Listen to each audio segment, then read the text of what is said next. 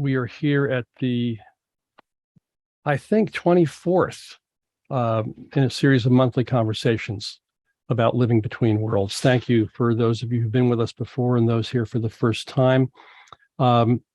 Just by way of quick introduction, I've called this Living Between Worlds because it seems to me that that's where we are, in an interregnum, in a space between an old world that is dying, as Gramsci said, and a new world that is not yet born, the time of monsters,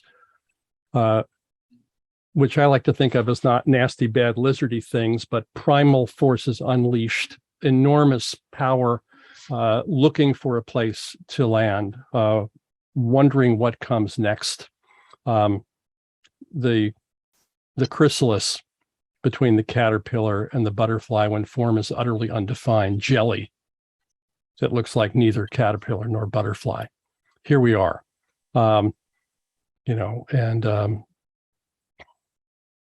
we often think of history as a series of events. And we have plenty. Look around you at the world. I don't know how much you watch the news. We've been trying to reduce the news budget and increase the music budget in our home.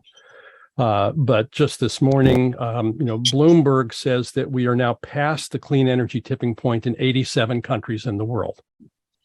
Pretty cool. And the Fed is using the only tool they have, of interest rates to solve problems that have nothing to do with interest rates. I mean, oil prices aren't high because of interest rates, right? Food prices aren't high because of interest rates, and rising interest rates will slow the clean energy transition. So there's that mess. We have, the United Kingdom tearing itself apart from the inside. Russia, in addition to waging war, tearing itself apart. If any of you follow Peter Zion, who I've spoken about before, very interesting YouTube this morning about that. He will argue that China is also in the process of tearing itself apart, and we don't know yet if the United States is on the same track. So here we are. And yet, again, I'll go to Zion here. The United States has really unprecedented in the world intrinsic wealth and strength in its geography and in its demographics, and sometimes in its culture. And yet, we're in an extractive game, building everything that we have as a house of cards on top of extraction, one-way extraction from the living world in a way that we know is not sustainable, but we all play along in our various ways. So one way to look at history instead of as a series of events is as a set of shifting interpretations of the world, shifting interpretations about what it is to be human, how we encounter the events that we find facing us, the feelings that arise in us, the conversations that we have with each other. These have shifted over time, not just in the last 500 years of capitalism or the supposed 8,000 years of what we call urban civilization, but maybe in the 50,000 years of Homo sapiens sapiens. And is that the right date, folks? In a few 100,000 years of advanced hominids, the stories have changed. I want to start with a story from Bruno Latour, the French philosopher, artist, political scientist, passed away a week ago at the age of 75, a phenomenal contributor to news stories in the world. You've heard me talk about him before. I've spoken about the book Down to Earth that he wrote some years ago, which was an unusual take on the climate crisis. His penultimate book, I believe, or his ultimate book, I believe, is called Critical Zones. It's a whole Earth catalog size, thud on the coffee table tome of many authors, offering the invitation to us to land on Earth, to be here, to be Terrans among other terrestrial beings. Latour would say, we're not humans, we're Earthlings. So what does that open up to even make that statement?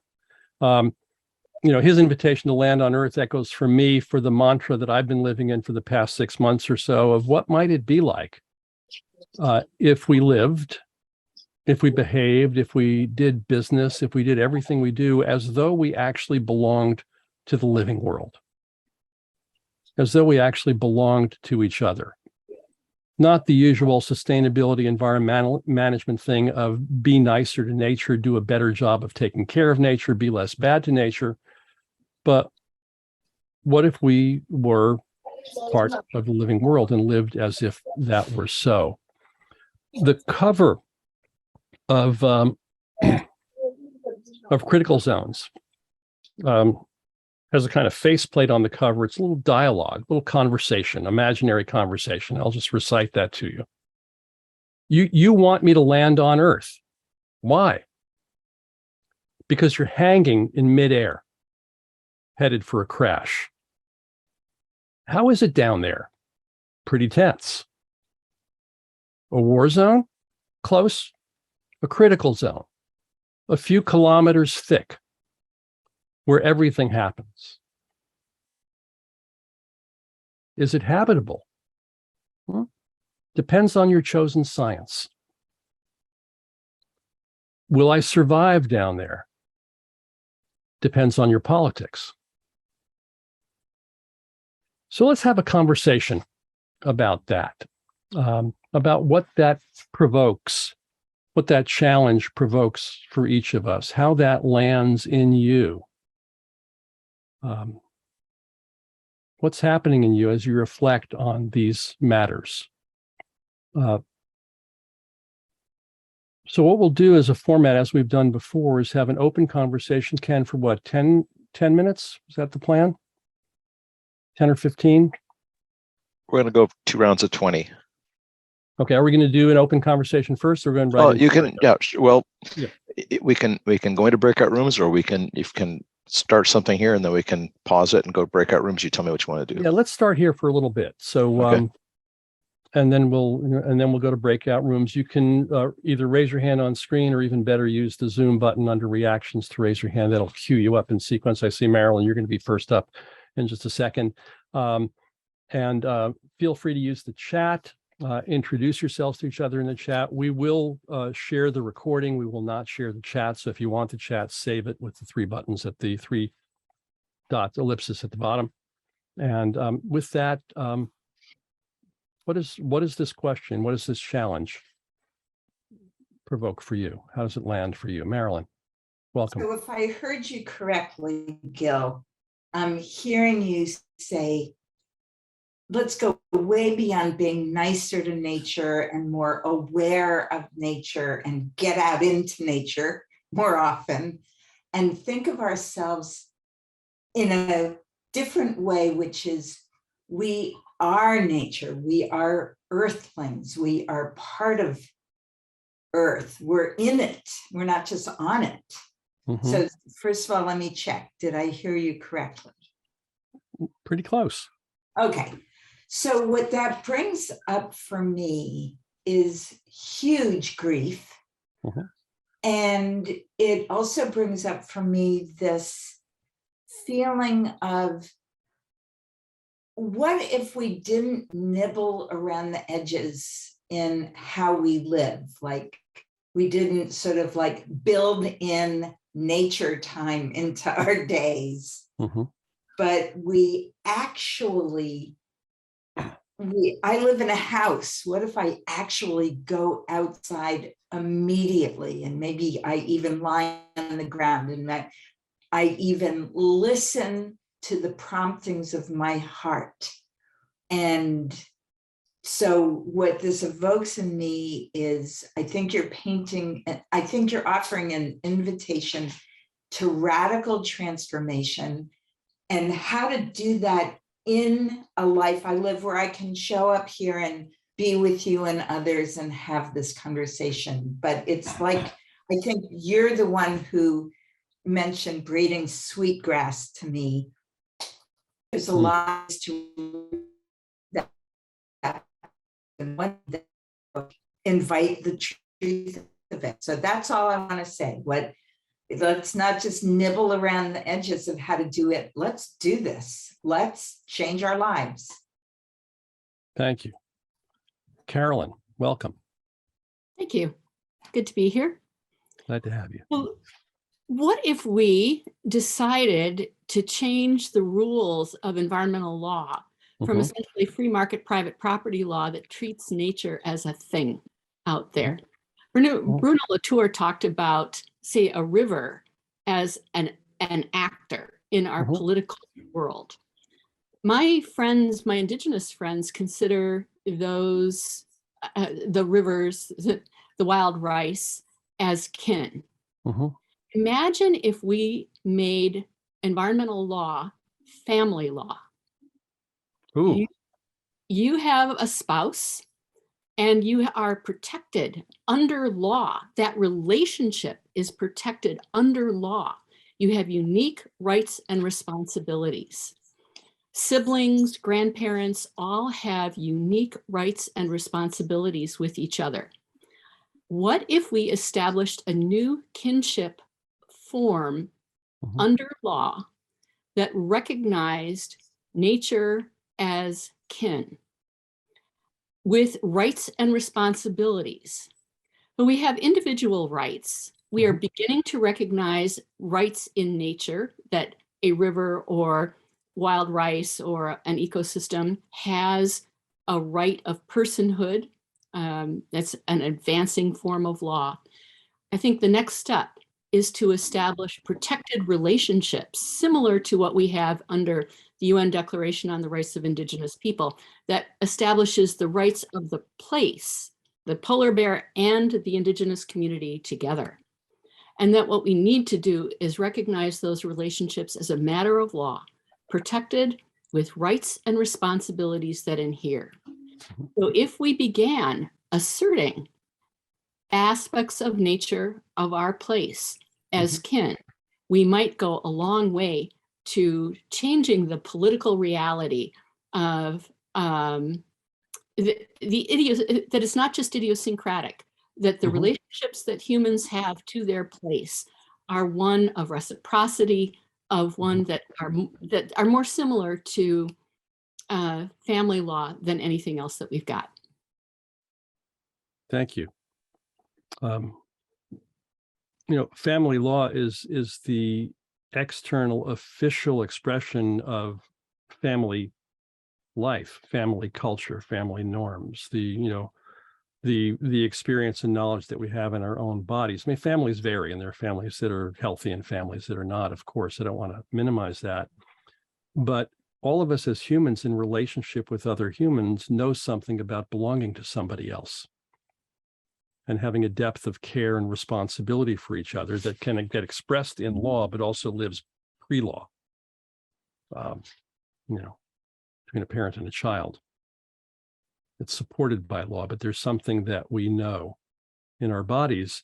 So I wonder, does law inform culture? Does culture inform law? Where do the norms arise from? But I really like what you're proposing there. And I wonder, has that been attempted anywhere yet? Have we seen it brought in that form? It's, I think, part of indigenous law, but in terms of Western law, no. Yeah. However, we are driving the notion of personhood into law with rights of nature. And it seems to me that what the law is the rules the community agrees to be bound by. Yep. Okay. We can create those rules that we want to be bound by. Thank you. Let me propose that we park this for a future conversation, because what we'd like to do today is more explore how this is landing for each of you before we go into figuring out what do we do about it all. So let's mark that, come back to that at another time, and see who else would like to speak.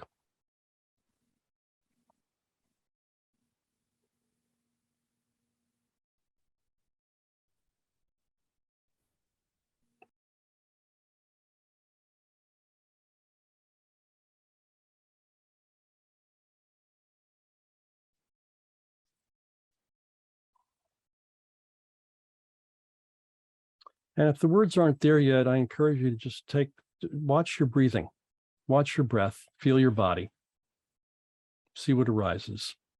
I've got David Morse. We've got a bunch of hands, and Anthony, and then we'll go from there. David?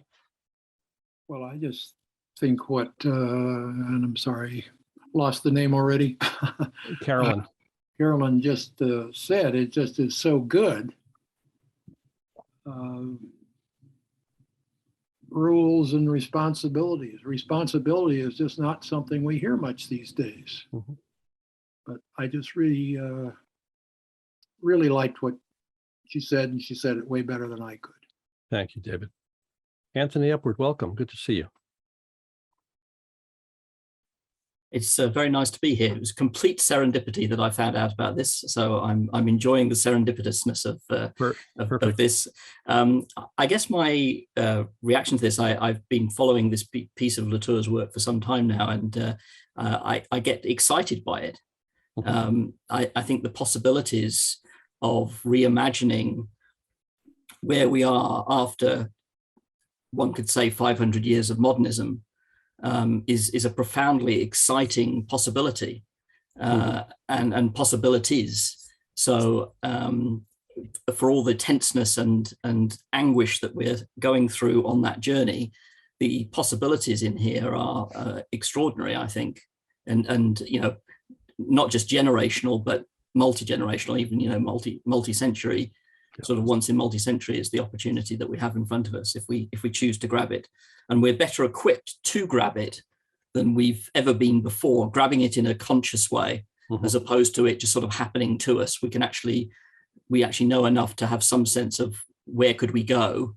As Latour said, he's labeled it Earth. And so we've got some sense of where we could go. And I think that's probably the first time in history that humanity has been able to label a destination that is not a fiction, like progress is a fiction. So that'll do for me. Thank you, Anthony. Faye Sinat, welcome.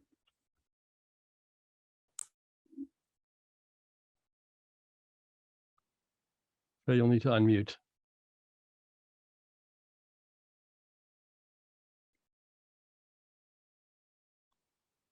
Faye, are you there? There you go. I needed the help.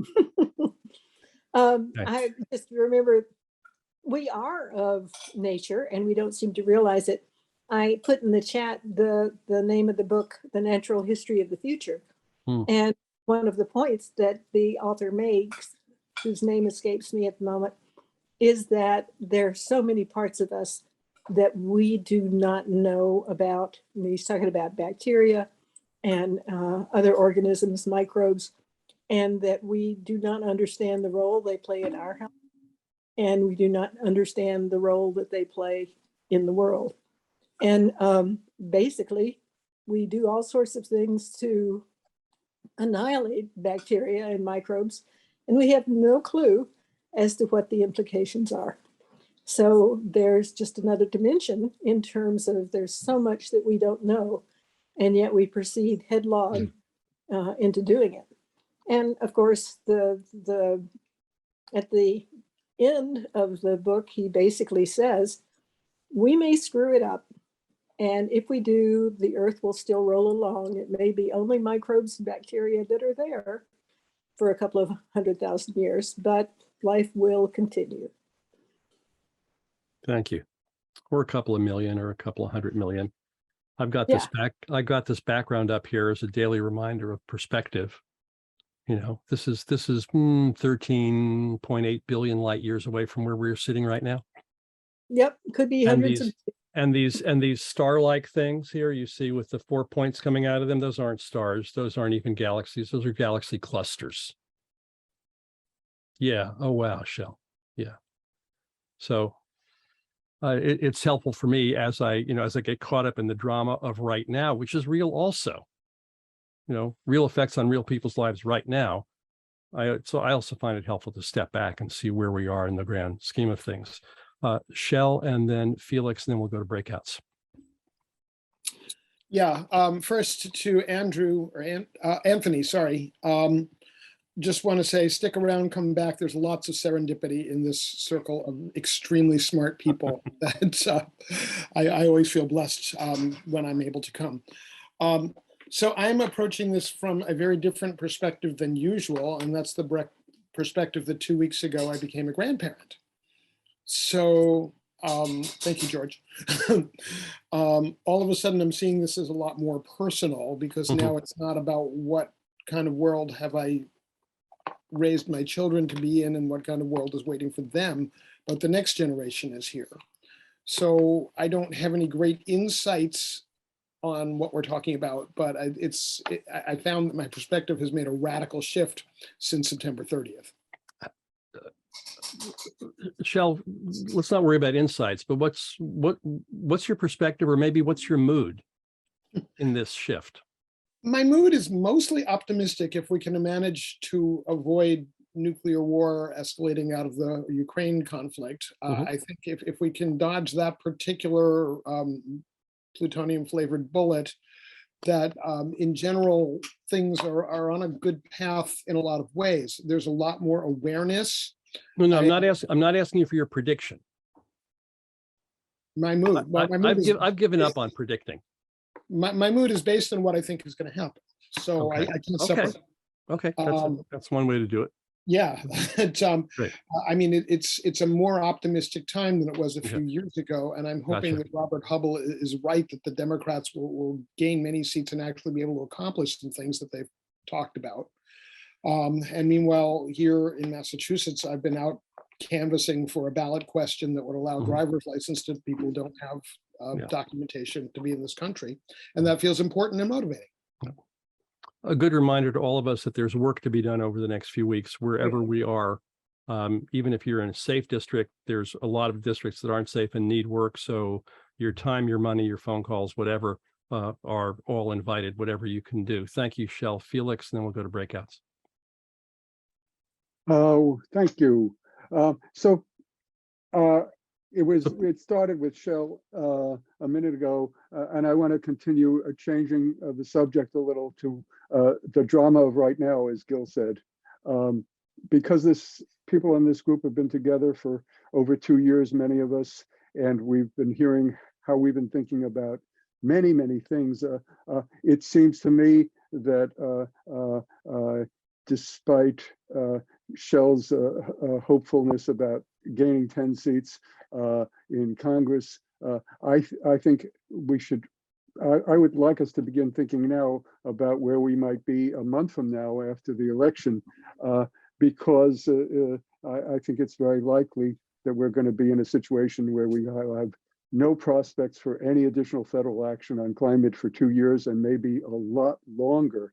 And I'd like to ask Felix that we hold that conversation till next month after the election. I was going to suggest exactly that we begin thinking about it now and have that conversation next month about how we're going to, go all in a new world. Okay. But what I want to ask, what I want to hear from you now is, how does Latour's provocation of landing on Earth, of belonging to the living world, how does that land for you? It lands for me. And how does that affect all the other things that you were involved in? It lands to me as a beautiful vision to inspire people, because that's what we have to do most broadly. We in the climate world, we need to inspire people and find some way for people to have hope. It does, though, seem like so far away as an organizing idea or anything like that, I worry about that. Got it. Thank you. I get that it seems very far away, and I also get that it's how humans have lived for most of our time on this planet. Both true. Interesting, huh? Ken, let me hand it over to you. Take us into the next piece of the story. Did someone just raise their hand? I thought I saw a hand jump in there. Kirk, you want to say something quick here? This landing on Earth, one of the things that I've been struggling with and thinking about is, instead of landing on Earth from somewhere else, that we grew out of the Earth. We are the Earth. We are of the Earth. We're the same stardust and everything. And it makes a difference for me to think I'm not put on this Earth from somewhere else. I am part and parcel of it. And that makes me a brother, sister, with everything else. That's all. Thank you. I'm really glad I got your hand in there before we jump to the next stage.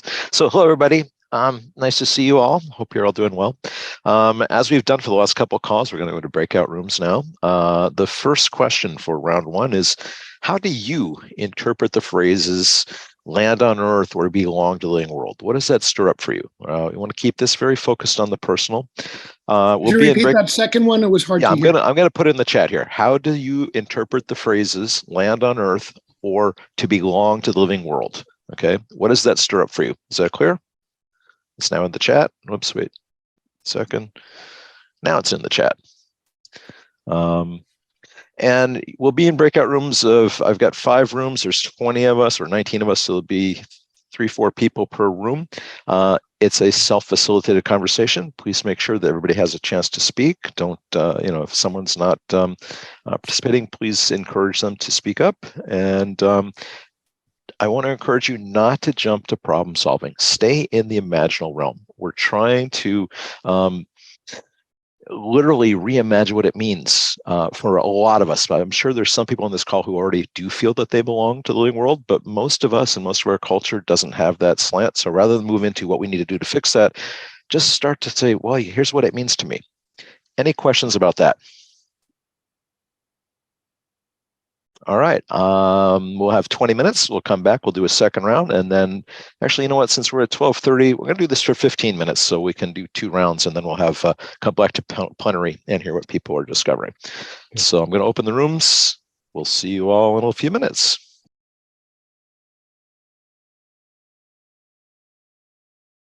Welcome back. Thank you. How was that for people? Yes, no, need more time? Yep. Good, okay. So give me just a second to recreate the breakout rooms, and I have another question for you here. So the question for round 2 is, what do you imagine would be different in your life if you were to live from a stance of belonging to the world? What do you imagine would be different in your life if you were to live from a stance of belonging to the world? Now, some of you may already be doing that, so feel free to say, I already am, and here's how it's affected me, because there's probably a time when you didn't have that. But we're trying to stay in the imaginal realm. Mm-hmm. Give me just a minute to recreate the breakout rooms so you don't all end up with the same people. Ken, let's add the word living world to that question. Okay. What Gil said. And then if you could repeat that, or is it in the chat? I put it in the chat. Gil, while I'm doing the breakout rooms, would you just... I'm going to amend the chat. Thank you. So what do you imagine would be different in your life if you were to live from a state or perspective of belonging to the living world? I'm insisting on the word living being in there to remind us that the world is alive. I believe that. Go ahead. Yeah, this is Mohan. I believe the world is alive, and we're going to continue living in spite of all the pessimistic views people have. I know that we have already reached the limits of reversing the global climate impacts and stuff like that. But I think so there's a lot to be done, and we need to continue to live. Okay. And we will survive this whole life of living world.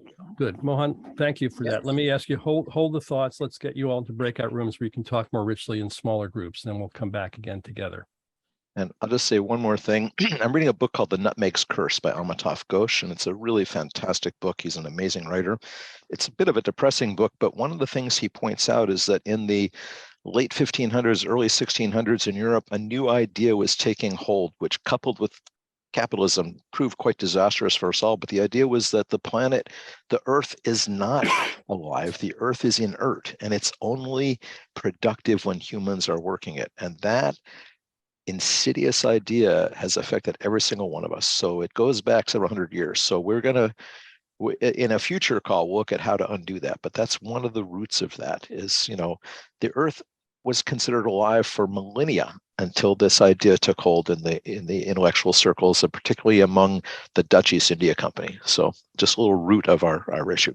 All right, I'm going to open the breakout rooms. It's 12:48. We'll see you back here about 1:05, and then we'll be in plenary for the rest of the time. Here we go. What do you imagine would be different in your life if you lived from this question?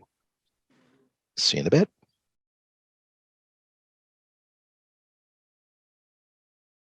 Welcome back.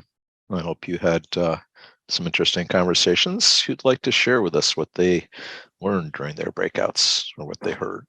I was in 2 really good breakouts, and I wish the transcript had included them because I didn't take notes and they were really good. But the one that we were just in, Ken was one of the people, and we were just beginning to talk about how the right living choices are not the same for every person. We have different biologies. We live in different ecosystems. For Ken's particular body, meat is something important. For me, I gave it up 49 years ago and it hasn't been a problem. But I know other people who tried and their body said, this is not what you need. Absolutely not. So I'll share that. There's a lot more.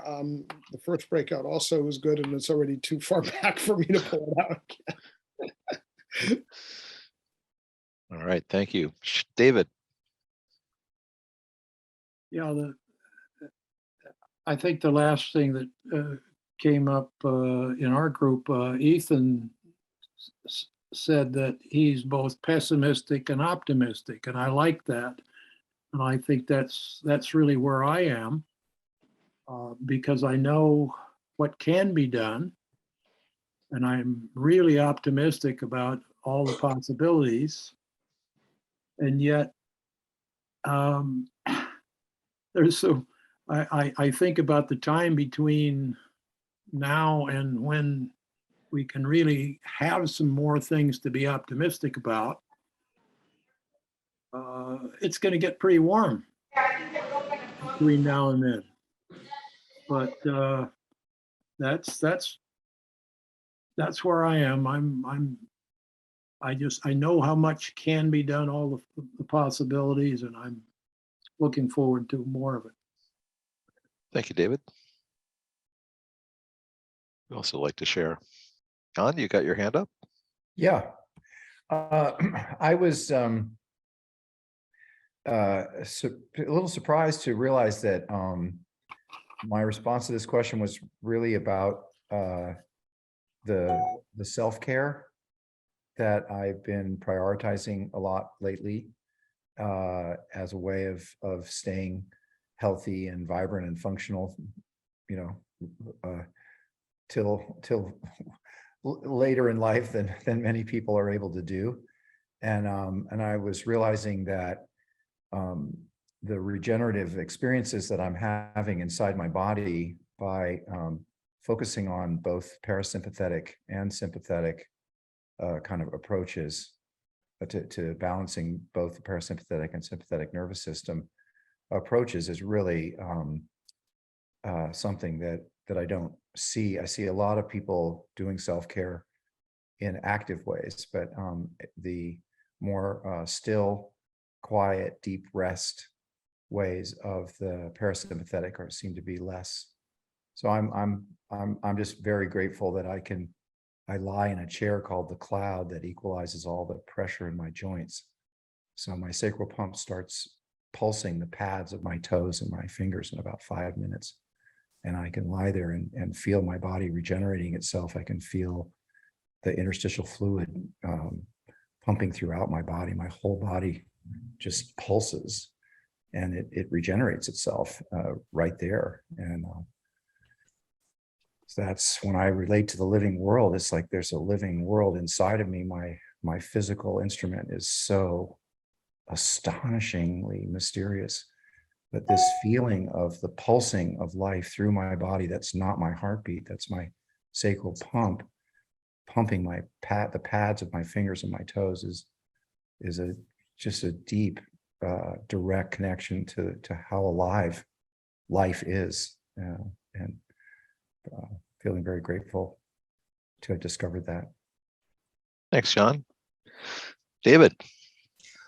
I wanted to add to what the speaker before Jan said about, if I'm paraphrasing, but it was about having hope and yet not hope. And I feel like I live in a paradox in which I see no possibility of a movement in the political universe, and yet in my inner world, I see tremendous possibilities for growth and change, both within me and within others. And that's what keeps me going.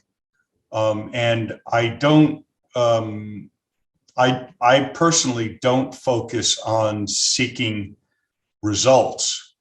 To me, it's the effort that is what's important. And this seems to fit right into Gil's introductory comments about living between two worlds. The material world that I live in is really shitty. And there are people that want to have a nuclear war. And I don't mean the Russians. I mean right here in the US, in the State Department. And at the same time, there's so much possibility that I see in writers like Caitlin Johnstone. And so I'll leave it there. Thank you. Thanks, David. George, good to see you. You're muted. Good to see you too, Ken. To pick up on a point that John raised, most every morning I do a gratitude meditation. I get up, go to the bathroom, come back into bed, pull the covers over me, lie in corpse posture, and I breathe. And I started out by just being in my body, feeling my body, being grateful to my body. And then around February 2011, when Fukushima happened, I started thinking about, okay, going from my body to the earth, to the center of the earth, and being grateful for the earth. And there was a resonance for me for that. And then a few years later, what happened was I said, okay, I'm in my body, I'm grateful for my body. I go down to the center of the earth and I'm grateful for the earth. Now let me align with the universe. All right. And so that's been the progression over years. And then sometimes it spreads out in other dimensions. I don't know which ones they are, but it feels like other dimensions. Gratitude is very powerful, as I think all of us know. And then to be in your body and recognize your body, be grateful for your body, be grateful for the earth, and to connect to that, to connect then all of that to the universe, for me has been very centering and very useful. So I just send it out there to those who can use what they want. Great reminder, George. Thank you. Alistair.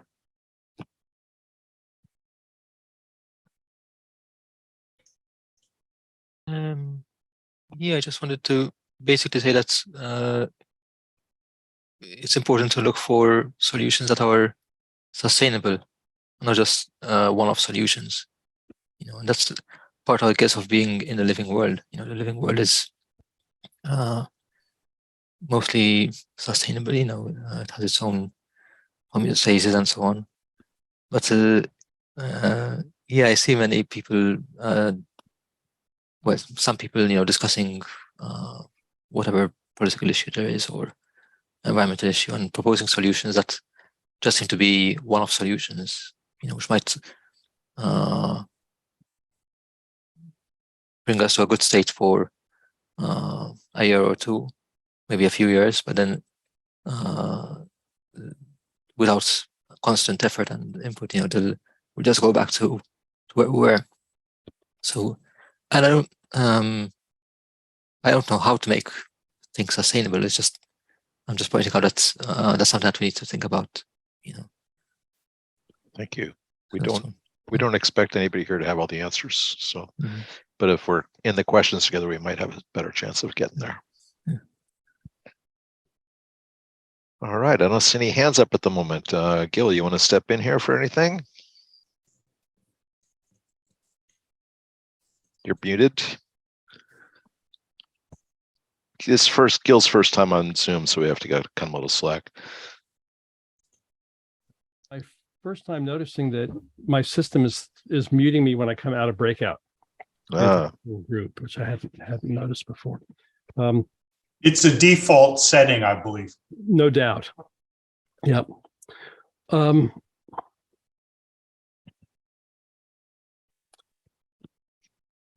Well, Ken, you said at the start that we were encouraging people to be in the question, not look for the solution in this call. But in a very practical way, Alistair, to what you were saying, the question is fundamentally important.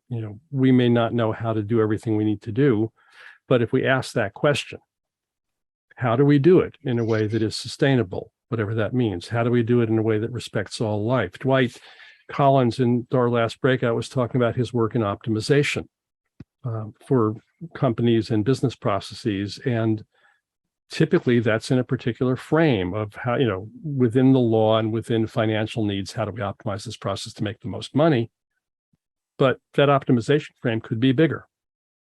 And it could include, the how to not see seventh generation ethic of how do I optimize in full sense of my responsibility to 7 generations of ancestors and 7 generations of descendants to come.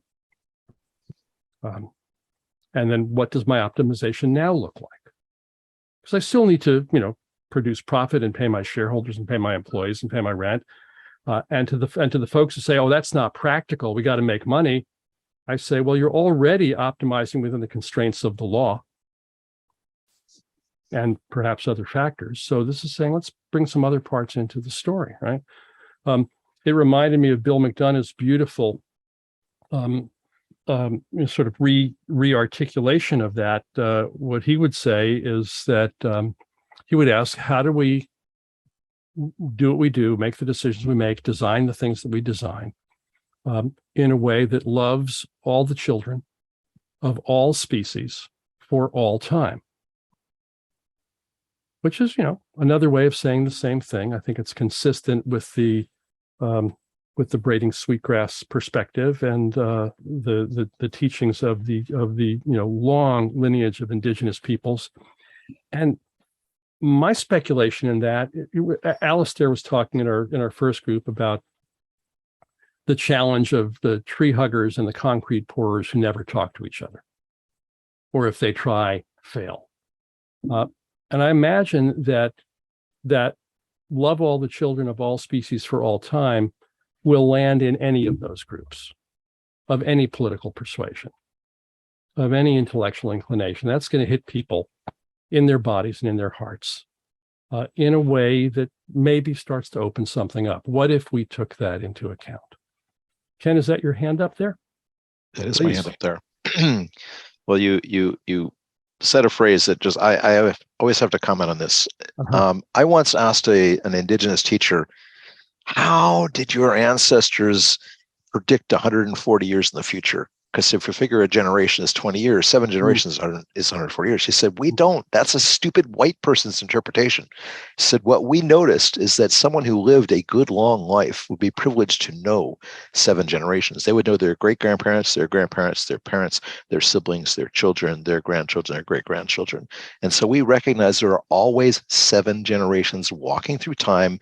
And when we're making decisions, we make sure every single one of those generations has a voice in our councils, including those who can't speak for themselves, like wolf and bear and eagle and turtle, right? So that's a very different way of understanding the 7 generations and thinking we have to think 140 years in the future, because if you've been alive for as long as we have, there's no way anyone could have predicted what the world will look like right now from the day that we were born. It's just evolving too rapidly. So it's a reframe that I just wanted to offer, because it always is a little irritant when I hear someone say 7 generations in the past, 7 generations in the future. No, it's 7 generations all the time. At least that's the story I got. I love it. And it's a beautiful reframe. And I'll just say that when I say it, I don't think about predicting 7 generations into the future.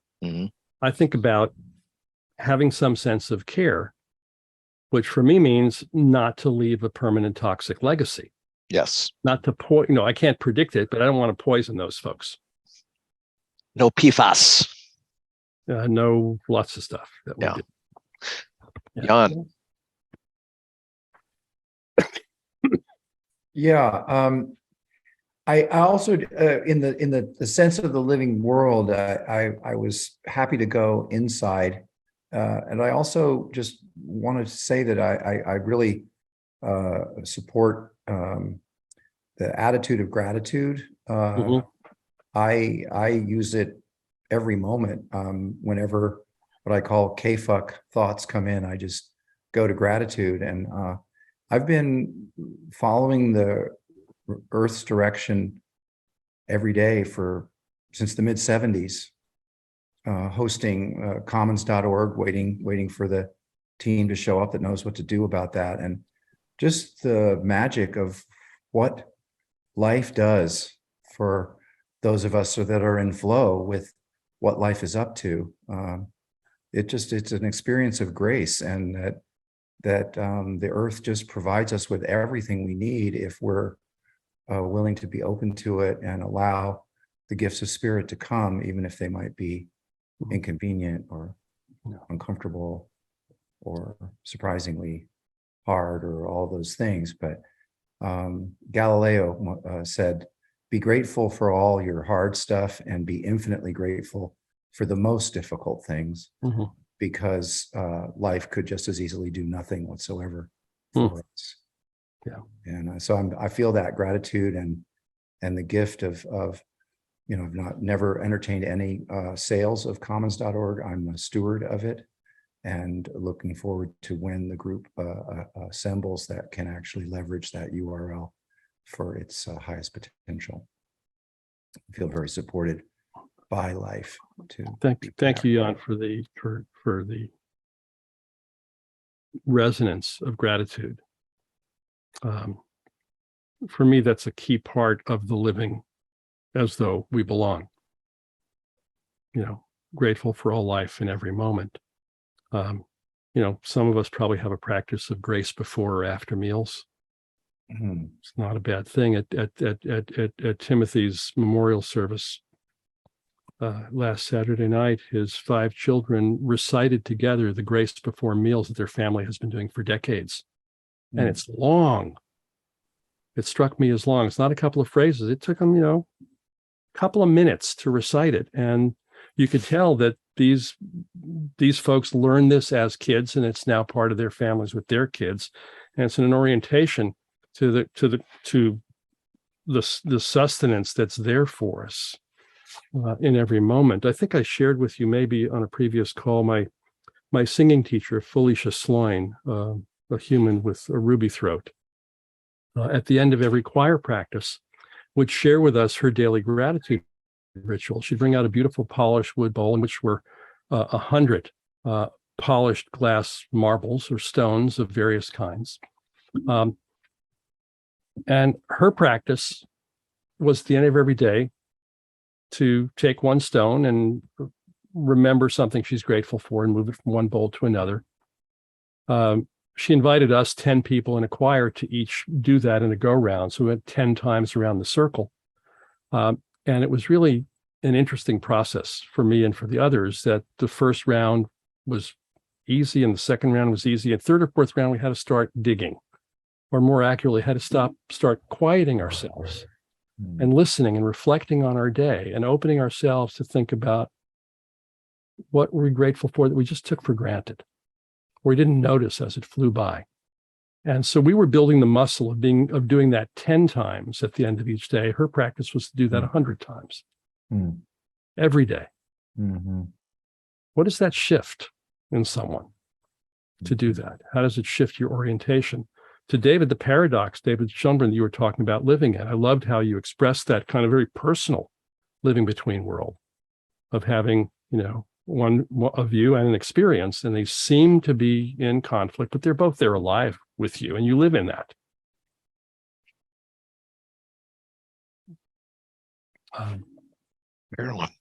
Carolyn, you want to take the mic? You got to turn on the mic, though. I wonder what it would be like if we knew what the earth was grateful to us for.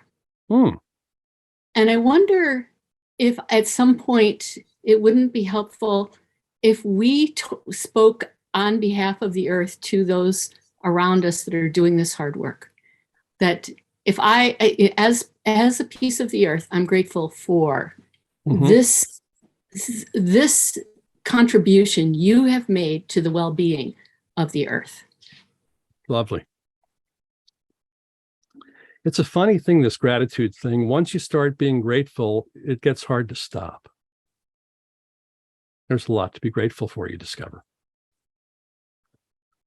George, before you speak, I'll just say I was on Bali back in 2006 for a Quest for Global Healing conference, and spoke to a lot of the Balinese women who every morning they get up and they make these offerings, and they, you know, there's statuary all over the island, different Hindu gods and goddesses, and every day there's an offering, and they will tell you this is their way of giving thanks, you know. And if you've never been to Bali, the entire place is an art gallery. Basically, it's so incredible. There's natural beauty, and there's all the beauty of the manufactured, you know, the human created art there, and it's done with a sense of gratitude. And they actually have no word for art.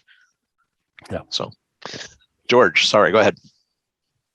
John Todd once told me, water invented us so we could carry it around. Mm-hmm. Fits in with what Carolyn was saying. Yeah. On Balian art, they destroy it. A large proportion. That's what I've read. Not only is there no word for art, everybody is an artist, but they don't know it. And the art is ephemeral. I try and play music every night because if I don't, I get sick. And after I play, if there's a resonance for me in the music that I've played, I thank my instruments. Mm-hmm. You know, I say thank you to the guitar, thank you to the violin, thank you to the piano, whatever I'm playing. You know, I say thank you because it showed me something coming from somewhere, I don't know where. Somebody once said if you only had one prayer, thank you would be enough. Mm-hmm. Well, there's Anne Lamott. This is the 3 basic prayers. Please, thank you, and wow. Yeah. Love it. There you go. Well, we're just about at the end. Any closing thoughts from anybody before Gil or I steal the closing thoughts? I'll say that I've had the amazing experience in the last couple of months of learning about Walter Russell and Walter Russell's impact on this country and the commons in the first half of the last century, and then his complete disappearance. But many of you probably never heard his name, kind of the Leonardo of America. And I just, I've gotten a lot of inspiration and hope from learning about this man's life and the impact that he had on the world from the 1890s up until the middle of the last century. And I don't know, the man who discovered the secrets of the universe is the book by Glenn Clark about him. But if you don't know of his story, it's pretty inspiring. Thanks, John. Gil, I'll give you the last word. I just want to say one thing. I watched a very interesting talk a couple weeks ago with Stuart Brand, Kevin Kelly, and Jonathan Haidt, who wrote The Divided Mind, or The Righteous Mind. And Haidt was really clear that he's concerned about democracy here. And it was a wonderful talk. And at the end, he closed with a quote from Joseph Campbell that really struck home for me. And the quote is, "Participate joyfully in the sorrows of the world." Because I really feel like there's so much sorrow going on around me, and yet I am able to participate joyfully because I do give thanks, because I do feel connected to a living world. And even if it's being extincted before my eyes, I am going to, like that the Zen story of the monk who, you know, chased by the tiger over the cliff, is holding on to a little branch, and he sees a strawberry and he's like, "It's the most delicious strawberry I ever had," right? And then he falls off the cliff. So I'm here to suck up all the sweetness and give thanks. And say wow. And wow. Oh, wow. Yeah, I think George. Yay, wow. George had a good summary there. This has been a very rich call for me. I thank you all. I'm grateful to you all for where you've traveled with the offering that Ken and I started us with. I'm struck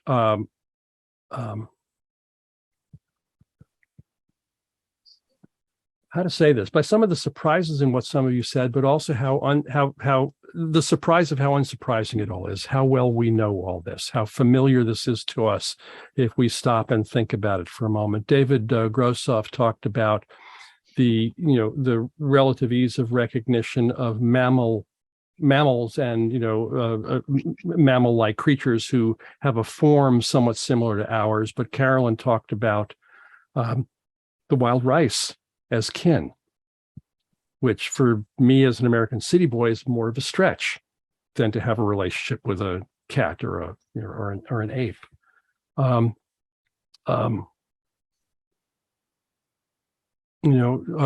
Someone, I think it was Dwight, wondered about if we orient in this way that we're proposing here, how do we think about innovation? If we're, Dwight, I'm putting words in your mouth, if we're constraining ourselves by a sense of responsibility to a living world. But, we talk, the living world is rife with innovation. We call it adaptation. We call it mutation. We call it natural selection. David observed that, viruses are masters of innovation. SARS-CoV-2, master of innovation. The whole darn thing is alive. And so what it brought back to mind for me is probably my favorite passage in Torah, in the book of Deuteronomy, where Moses, near the end of his life, says to the Israelites, this teaching that I'm offering you is not in heaven, that you should need to ask who's going to go to heaven and get this teaching for it and bring it back to us so that we can have it, to follow it. And it's not over the sea, that you should need to ask who's going to cross the sea and find this teaching for us and bring it back to us so that we can have it and follow it. He said, no, this teaching is very near you. It's in your mouth and it's in your heart that you may do it. In how you speak, in other words, and what you do is where the teaching lives. So thank you for this opportunity to listen and learn together. I invite you to ask this question as you go through your days and weeks in the coming months. Join us again here, third Wednesday in November. Register in advance if you haven't already. Invite other people to join us. Thank you for those of us who brought some new faces today. Ken, a closing word. One quick question. This is to the whole group. You gave a thumbs up or a thumbs down or a thumbs sideways. A couple months ago, we shifted the format from Gil talking back and forth people to moving to breakout rooms. Should we continue that? Is that working for people? Do you like it? Yes, not sure, no. Okay, looks like mostly thumbs up. That was my quick polling. Thank you very much. I appreciate that. Good, thanks for that, Ken. See you next month and places between. Be well. All right.